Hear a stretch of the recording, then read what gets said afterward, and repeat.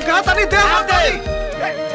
किसान किसान किसान बाबूजी कहा रे सियान भैला के बाद भी लड़का नियत झगड़ा करता सन। देखा ना बाबूजी, हमरा के हॉस्टल जाए बा आई हमार तौली लेके भाग गए। जब देखा था वैसे ही करेला। हम अपना ला नया नया कपड़ा खरीदे दी आई पहन के भाग जाला।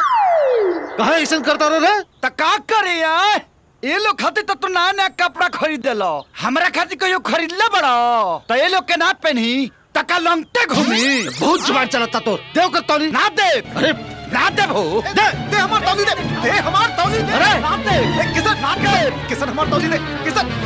अरे अरे का हो गेल, काहे झगड़ा करत रहो? देखा ना भाई ये हमार तौली पहन के भाग आइला। दे दे बेटा। ना देब ना, दे दे दे हमार तौली दे। अरे किसान का भाई तोर छोट भैया ना हो, ते नहीं के जानत माई दूसरे के तौली पहनल हाइजीनिक ना होला। हाइजीनिक ना होला। हाइजीनिक ना माई हाइजीनिक, इससे बैक्टीरिया फैलेला तब बीमारी हो जाला। अच्छा भाई भाई का कपड़ा पहनने से बीमारी होला है? भाई भाई का खून अलग होला का? हाँ कपड़ा तो कपड़ा, भाई भाई के खून भी अलग होला। भाई भाई का खून अलग होला? भाई तो भाई, माँ बाप बेटा के भी खून अलग होला। अब देख हमार खून है ए पॉजिटिव, एक गधा के खून है ए नेगेटिव, अब भैया के खून बी नेगेटिव, अब बाबूजी के खून ए बी नेगेटिव है। इनका के डॉक्टरी बाद में सिखाइए, हमरा ऑफिस जाके देर होता तोरा का हॉस्टल छोड़ी के नहीं बता पहले। देखा ना भैया हमार तौली नहीं की देत। किसान तौली दे कर ना देब हो। हमार तौली दे किसान, किसान दे हमार तौली, हमार तौली दे। भैया कहा तने हमने चना के पहन ले, हम नहीं की जाना, हमार तौली भैया नु दे। नहीं की पहन ले, भैया नु हमार भैया हुआ हमार तौली दे किसान। का रहा है किसान बोलो तनी।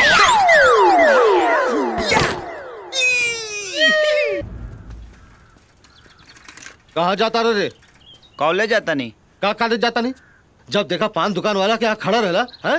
अरे पढ़ाई लिखाई छोड़ और हमरा संगे खेत में काम कर, बहुत काम बा खेत में। हाँ वो खेत में काम। तू तो बहुत बड़ा लाट साहब बनबे ना रे, हर साल फेल होला। चल चुपचाप खेत में। बाबूजी अब की पास होके दिखाई, तू देख लिया। एगो बात बतावा, ई तू रोज का हमारे के कहला खेत में काम करे के हो? हाँ एगो हमार बात गांठ मान लो, हम कहियो जीवन में खेत में काम ना करब।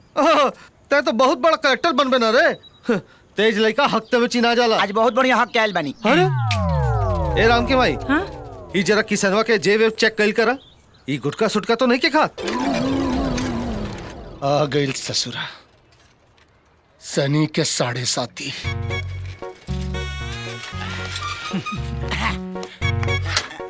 का हो ए बनवरी, आज चंदवा कॉलेज चल गइल का? हमरा से का पूछे तारे रे, हम ओकर चौकीदार बानी का? अरे तो तोरा दुकान के एगो कर मकान बा, अते ओकरा के रोज आवत जात देखेली, ए सब पूछ दे तो भड़कत का बड़े रे।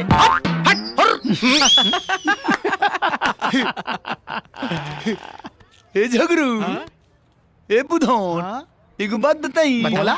चंदवा कॉलेज नहीं के गइल। तोरा कैसे मालूम बा? हौ देख, ओकर सहेली हो जाओ तारी सा, तो अकेले कॉलेज थोड़ी जाई। प्रभु अबे हमें कौन बर्बाद बबे, ई तो कोनो अनहरो बता दी। अनहर बता दी, तोरा खानी बानर ना बता। ए चंदा, अच्छा तू लोग चंदा तोर सहेली आ गए सन रे। आवतानी बाबूजी।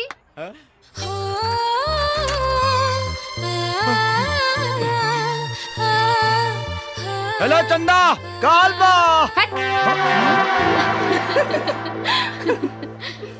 बनवारी हम आओ तनी।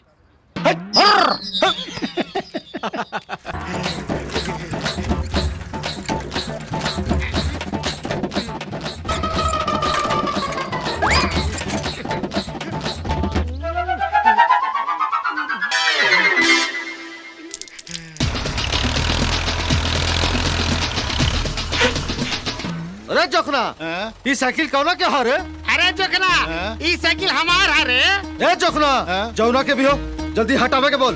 अरे जोखना, जब तक हमारा पूरा पेशाब ना हो जाए ई साइकिल ना हटी रे। अरे जोखना, कितना देर लगी रे? इतना देर में तो 10 काटा खेत बांट गए रहे। अरे जल्दी हटावे के बोल, ना तो ठोक दे।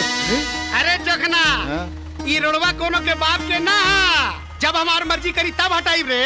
ई बात बा। हैं? अच्छा तो देख हम का करता नहीं, ये देख।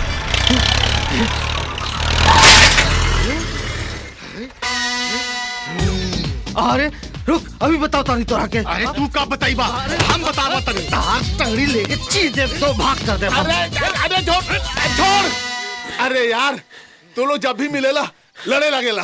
अरे कबहू तो प्यार से रहा। अरे ही पंचर वाला संगे कौन प्यार से रही? अरे ते जोखला चुप रहा, अभी एकरा के छट्टी के दूध याद दिला अरे दे। एक को भी भंटा बोए वाला हमरा जैसे बिजनेसमैन आदमी से लड़ाई करे के तो आर औकात नहीं करे। बारे एगो पंचर के दुकान खोल के अपन आप के टाटा बिला बुझता रे। अरे का बात तोरा लगे, एगो बेटी ऊ तोरा के एक दिन छोड़ के चल जाए। अरे हमरा के देख, हमरा के अरे 3 लड़का के बाप बनी, 3 लड़का के का हट आइल बड़े।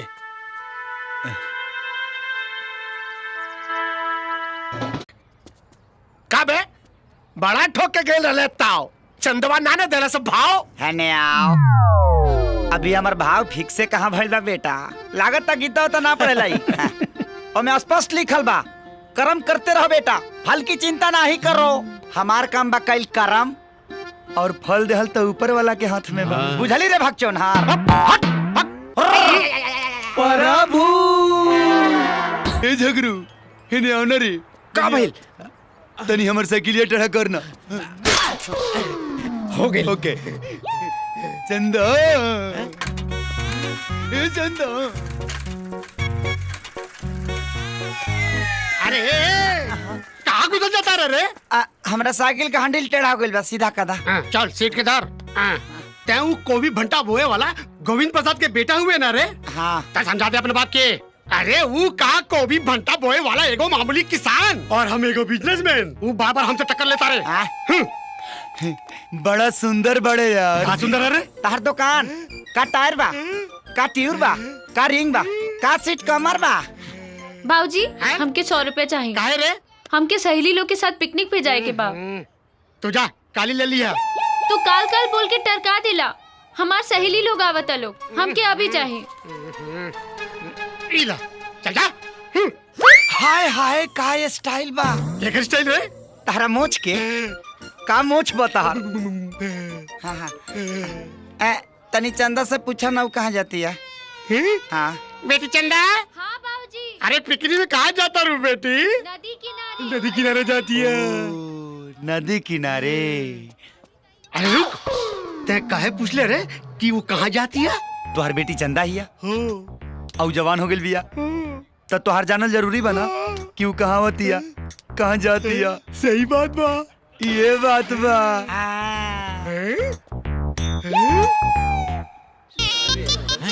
हो दे आगे लिसन रे।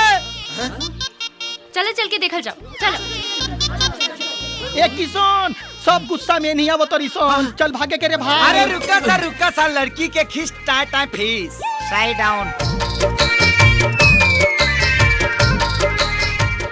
ए तू लोग यहाँ का करे ताड़ा? मछली फंसावत तानी लेकिन एको गो ना फंसली सा, भगवान जाने कभी फंसी।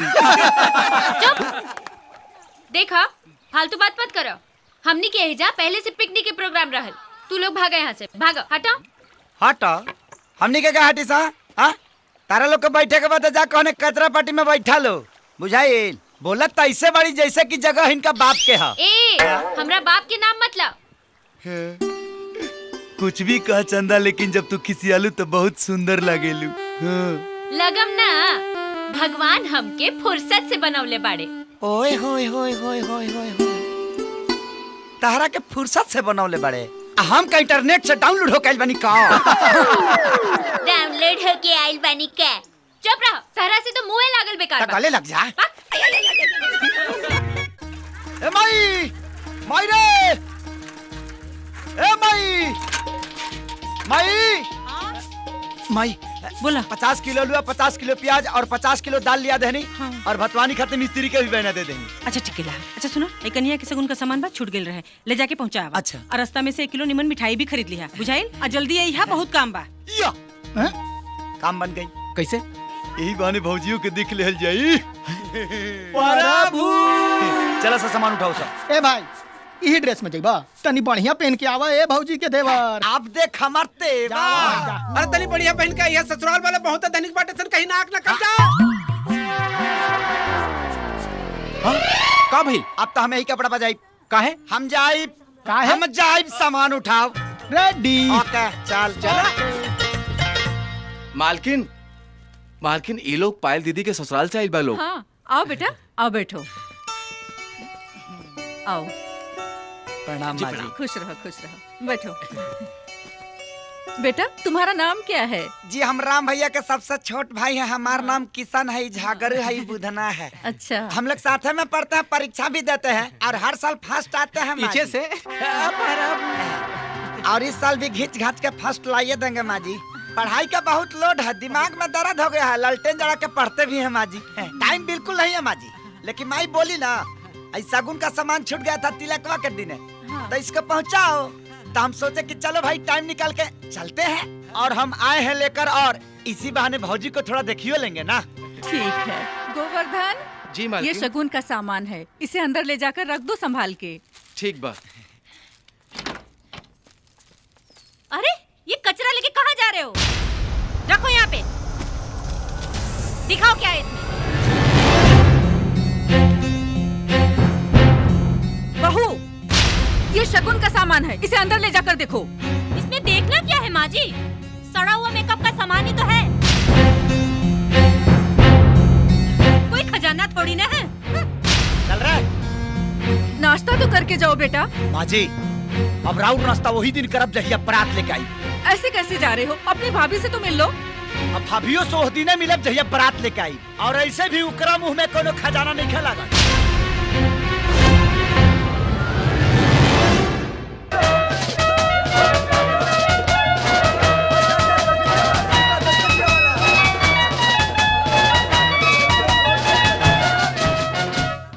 आपने मुझे बुलाया? हाँ, संध्या कह रही थी कि तुम किशन को जानती हो।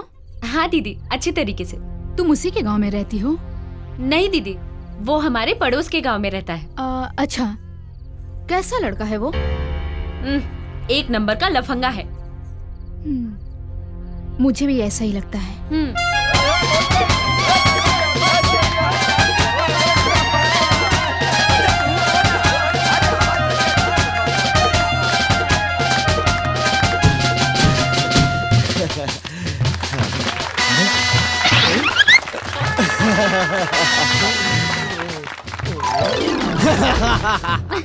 काहो चंद आज बड़ा खुश नजर आओ तरू, का बात बा? लागत कि आज तोहरे बिया होता। खुश ना रही तका उदास रही। यहाँ एगो तू ही हमके देखे वाला थोड़े बाड़ा, बहुत लोग बा देखे वाला। एगो चेहरा के कितना लोग के देखैबू, घूम फिर के हमरे लगे आइबू। ए, हमरा लगे मोहब्बत के गम नहीं खे, आ तू हमके संभारा इ तरह में दम नहीं खे। ए तोहरा के का अगर चाह दी ना तो तोहरा साथे साथे सब जनी के रस निकाल दे। हट, तरह से तो मुँहे लगावल बेकार बा। मुहे ना लगेबू तो मोहब्बत के लेमचूस कैसे प्रभु बैठा। ए भाई लोग, अब तई परसिया हमनी के बैठ के खाई जाई। पतल ठीक बानू रे? हाँ भैया। आ खाना ठीक बानू रे? हाँ भैया। आ खियावेली ठीक बाड़ी नु? हाँ भैया। काहो भौजिया बनानू लड़ाबू? प्रभु ई खाना खियावतिया कि ईटा से कपार फोड़तिया रे?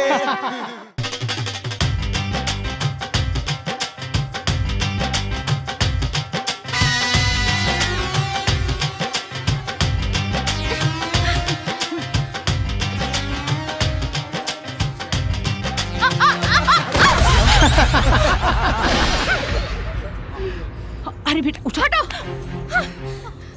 मैं तंग आ गई हूँ इन नाटकों से। मेरा कमरा कहाँ है? बताइए।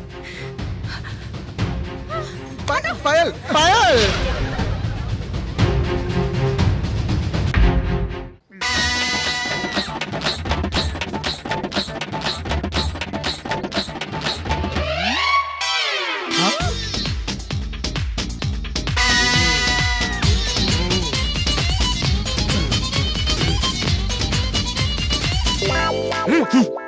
का रे जोखना, घर में सब ठीक बानू?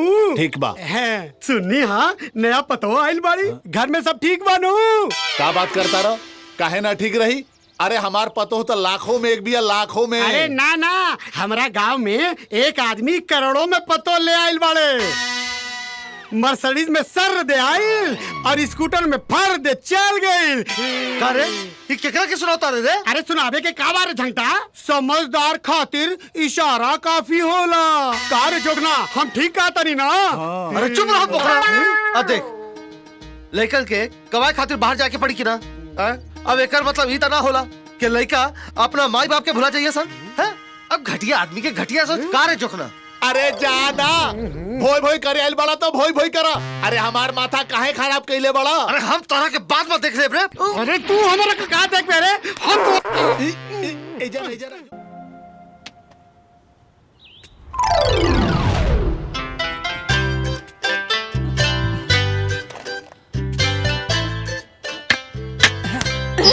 करम फूटा सत्यानाश होतो। तू अरा मुझौसा मुझे रहो ना, तेरा अखियां में कच्चा फूट गइल बा का रे? हाँ लौकत नहीं खे। हमारा तो लौकता, हमरा गुलिया के थोड़ी लौकता ना, तो कगरी काट के निकल ना जाई। गुलिया के जैसन तू आन्हर हो गइल बाड़ा। कहा समहू आन्हर आती तो गुलिये के जैसन तोरा में सट जाती। सटे के इतना शौक बना तो हमरा घर पे हमरा बाबूजी से हमार हाथ मांग के दिखावा, तब जाने कि कितना बड़का हीरो बाड़ा। तकाल बारा बच्चे तोरा घरे आब तोहर हाथ मांगब तोहरा बाबूजी से, और अकेला नहीं आएंगे हम, अब पूरा बाराती के साथ आए। अरे जरे ढोंगी जा। एक काल 12 बजे, एक काल 12 अरे बजे। हाथ ले जाओ। अरे अब ठीक बानू प्रभु।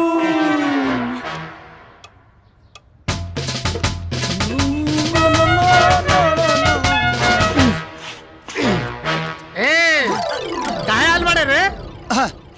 मांगे आयल बनी। क्या मांगे आल बड़े?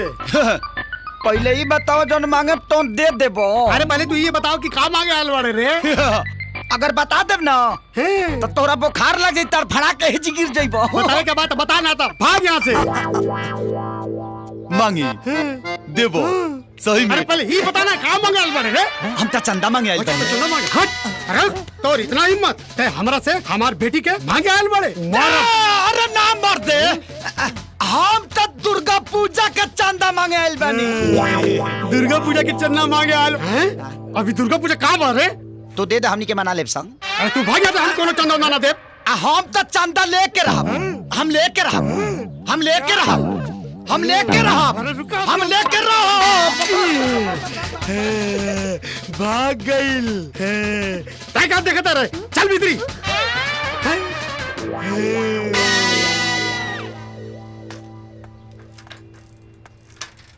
अरे रुका देता नहीं, फ्री में पान खा।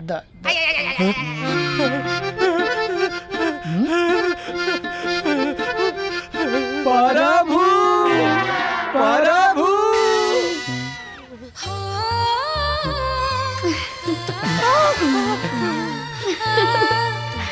अरे यार हमरा तो विश्वास ही नहीं के होत।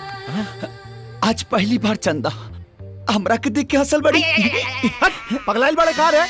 अरे तोरा के ना, हमरा के देख के हंसल बिया। तोरा के तक कुतियो ना देखी, हास्य के बात करता। हट हट हट। अरे यार आज चंदा हमरा के देख के हंसली। कहाँ जाई रे, का करी रे?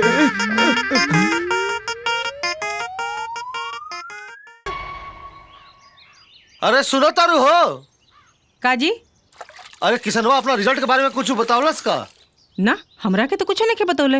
हो सकला ओकर रिजल्ट ना निकल होखे। वाह ओकर साथ दोस्त मिठाई बांटता रसन। कहाँ बा किसनवा? का रे तोहार रिजल्ट निकल गइल? हाँ निकाल गई। का भइल? का होई फेर फेल हो गई नी। अब देखा तारू फेल हो गइल और फोफिया खाता। तो का करी? फेल हो गई तो खैला पिला मारी का? पूछला तो बता देनी। हाँ को बड़े हमार लठिया।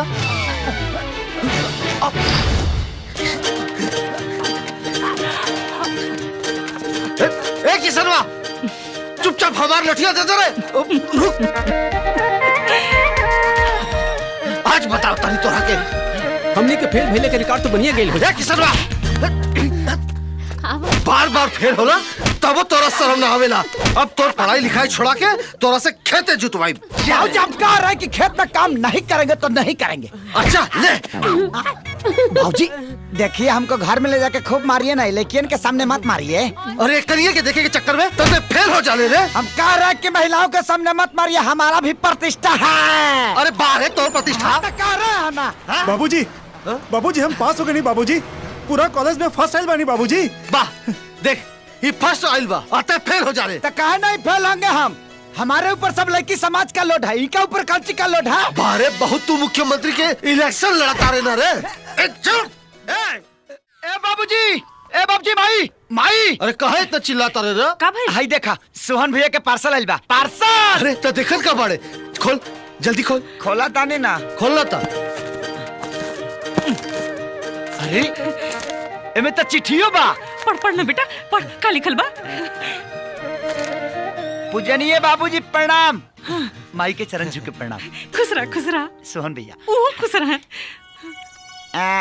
और किशन के प्यार। बाबूजी के मालूम कि हम यहाँ बढ़िया से सेटल हो गइल बानी, पेइंग गेस्ट में कमरा भी मिल गइल बा। बाबूजी तोरा खातिर एगो इम्पोर्टेंट ठीक से पढ़ रहे। कहता नहीं है जी, काहे मारा तारा दिमाग बढ़ के होला जी। इम्पोर्टेड बंडी भेजा तानी।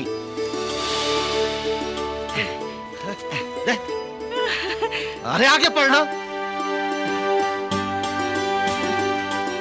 और माई खातिर चप्पल भेजा तानी। माई। अरे राम के भाई तनिक पहिर के दिखावा। अब गंदा हो जाए, हमार बेटा भेजले है। ए माई। अरे ते काहे रुक गई रे, आगे पढ़। बाबूजी प्रणाम। माई प्रणाम। अरे फिर वही जैसे पढ़ता रहे। अरे आगे पढ़ो। हाँ। और किशन के नया नया कपड़ा पहने के बहुत शौक। अरे यही से कहा था नहीं कि ठीक से पढ़ाई लिखाई कर। ठीक से पढ़। शौक है ना, शौक बा, यही से ओकरा खातिर नया शर्ट और टोपी भेजा तानी। रुक, पहले पढ़, आगे पढ़। बाकी सब ठीक बा, हम एकदम कुशल से बानी। हमार पढ़ाई खत्म हो जाई तो हम तोहरा लगे चलब। अच्छा। तोहरा आज्ञाकारी बेटा सोहान। अरे कहाँ जाता रे? जाता नहीं मेला। अरे मेला बाद में जाइए, पहले ये चिट्ठी दोबारा पढ़। एक गो चिट्ठिया कई बेर पढ़ी, कई बेर। मेला जाए के बा, इम्पोर्टेंट काम बा। बहुत बदमाश लड़का है।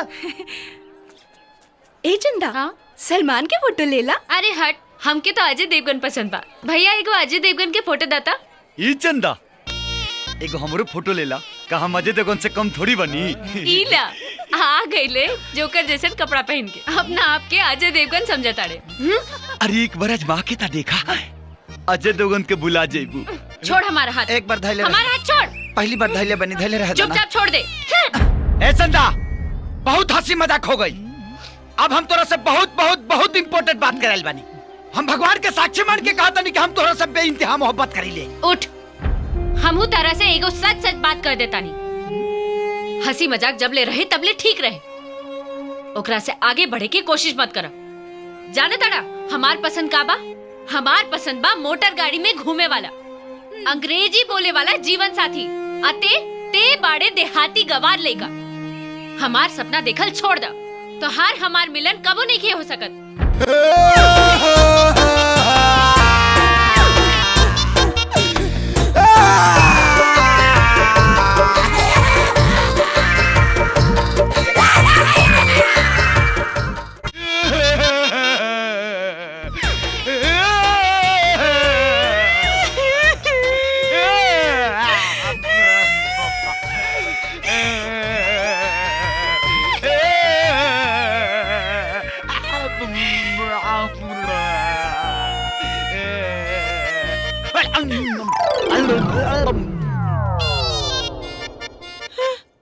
बहुरा गल बका रे।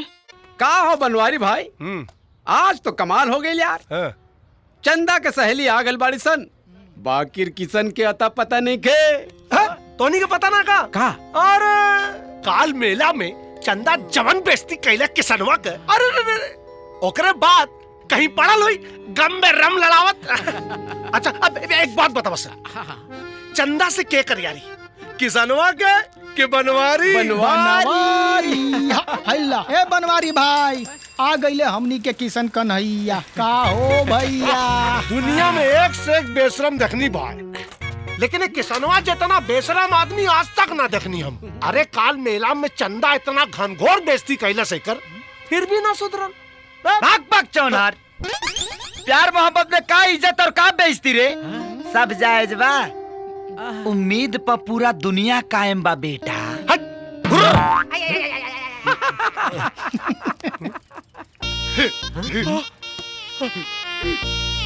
हाँ चंदा, हाउ डू कैसन बाड़ू यू? College going? फाइन बाड़ू नु? प्रभु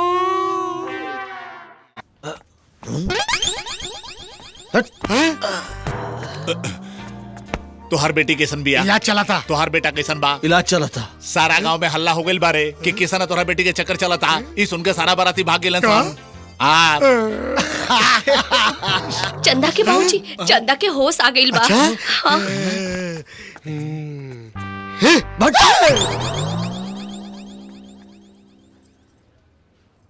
किशन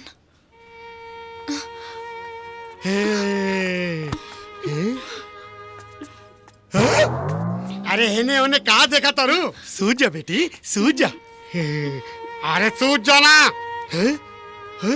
अरे तोरा बुझात नहीं के कहा? सूझ जा। अरे सूझ जा ना, सब ठीक हो जाई। सुनिए, ये दवाइयाँ ले आइए। अरे सूझ जा ना। धीरज धर। ए जी, किशन के होश आ गई। अच्छा हाँ। चल। हे भगवान।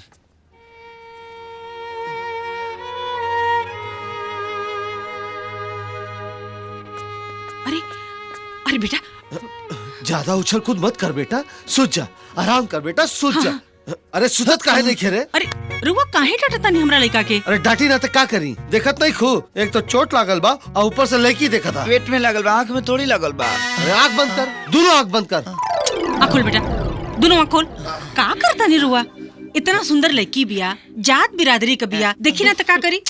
अरे तय का सुने तारे रे? तो का करी हमरा लग बात होता तो? सुत। अरे तू ही सुता। अरे सुता।